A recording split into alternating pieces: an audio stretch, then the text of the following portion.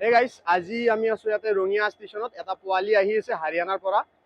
আমি জাস্ট এইটো ভিডিঅ' বনাইছো কাৰণ আমি দেখাব খুজিছো আৰু লাইক আমাৰ পোৱালিবোৰ কেনেকৈ আহে বাহিৰৰ পৰা, কিমান ছেফলি আমি পোৱালিবোৰ আনো। পোৱালিটো আহি আছে এটেণ্ডেণ্ট এটাৰ লগত, পোৱালিটো ফিডিং চব আপোনাক দেখাই দিম, কেনেকৈ ট্ৰেইনত ফিডিং কৰাইছে বা কি, আমি কি পোৱালি আনি আছো চবখিনি দেখাম।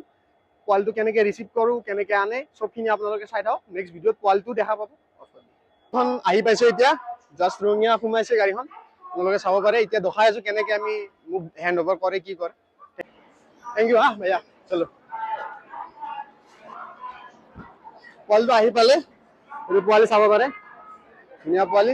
এতিয়া আমি পোৱালিটো লৈ ল'লো, আপোনালোকক দেখালো কেনেকৈ ট্ৰেইনৰ পৰা ল'লো। এতিয়া ফুল গাড়ীত AC দি কিনে পোৱালিটো নি আছো। ইফালে পোৱালিটো আছে, চাই লওক।